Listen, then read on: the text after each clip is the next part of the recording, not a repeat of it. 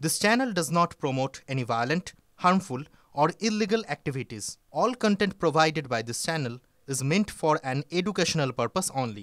হারিয়াদহে মা ছেলেকে মারধরের ঘটনায় গ্রেফতার করা হলো আরও দুজনকে। এখনো পর্যন্ত মোট ৮ জনকে গ্রেফতার করলেও প্রশ্ন উঠছে জয়ন্ত সিং কোথায়? রাস্তায় মা ছেলেকে ফেলে পেটানোর পরেও ৭ খুন মাফ হয়ে যায়। ৮ জন গ্রেফতার হয়েছে ঠিকই, কিন্তু বড় প্রশ্ন জয়ন্ত সিংকে এখনো গ্রেফতার করা যায়নি কেন? গতকাল সকাল থেকে লাগাতার খবর দেখিয়েছে TV9 বাংলা। ঘটনার 4 দিন পর এখনো মূল অপরাধী আবারও বলছি তার নাম জয়ন্ত সিং ফেরার।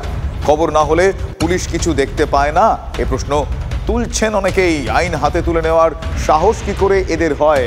কোন প্রশ্রয়, কার হাত মাথার ওপর থাকলে এতটা দুঃসাহসী হয়ে তারা এ কাজ করতে পারেন? জয়ন্ত সিং এর মাথায় কার হাত রয়েছে সে প্রশ্নও রয়েছে। বিরোধী দলের কর্মী হলে জয়ন্ত সিং কি এখনো পর্যন্ত রেহাই পেত? কোনো নেতা ছত্রছায়ায় রয়েছেন কি তিনি? এই যাবতীয় প্রশ্নগুলো উঠছে। বাহুবলীরা ছাড় পেলে সাধারণ মানুষের নিরাপত্তা কোথায় যাবে? তারা কিসের ওপর ভরসা করবেন? এই প্রশ্নগুলো উঠছে। ফলে জয়ন্ত সিং কোথায়, এ প্রশ্ন এখন গুরুত্বপূর্ণ হয়ে দাঁড়িয়েছে এই ঘটনায়।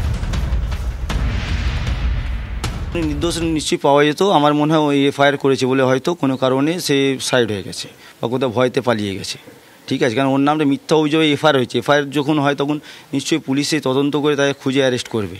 ঠিক আছে, এবার ভুল এফআইআর করা হয়েছে দাদার নামে, ষড়যন্ত্র করে তার নাম বদনাম করার জন্য এসব করা হচ্ছে। খোঁজ নিইনি তা নয়, আমি ন্যাচারালি সবাইকে ফোন করে যাচ্ছি যে দাদার খবর কি বা কোথায় আছে। পুলিশ এসেছিল বাড়িতে। কি জিজ্ঞেস করলো? দাদা কোথায়?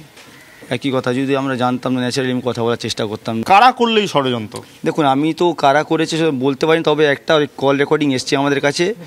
সেই ছেলেটা বুম্বাকে ফোন করতে গিয়ে আমাদের একটা ছেলেকে ফোন করে দিয়েছে যে দাদা একে ধরে মারবো। ন্যাচারালি বুম্বা যেহেতু আগের বুম্বার সাথে আগের গন্ডগোলে দাদা 3 মাস জেল খেটেছে, তো আজ পর্যন্ত কোনো মশামাছি কিছু মারিনি, তাহলে ক্রিমিনালটা কেন? আর্মস ফার্মস ছিল এখানে, সেই ছবিটা 10 বছর ধরে আজকে পোস্ট করছে। 10 বছর আগেকার ছবি আজকে কিছু হলেই আমার দাদা ওই ছবিটা পোস্ট করে। যে ছেলেটা ভালো হয়ে গেছে, নিজের কাজ কারবার করছে, যে নিজের মতো করে রয়েছে, যার কোনো কিছুর সাথে কোনো সম্পর্ক নেই, সমাজের ভালো কাজ করছে। এখন এমন কোনো কাজই করে না যেখানে দাঁড়িয়ে সমাজ বিরোধী বা ক্রিমিনাল বা এইসব এত কিছু শুধু দাদাকে বদনাম করানোর জন্য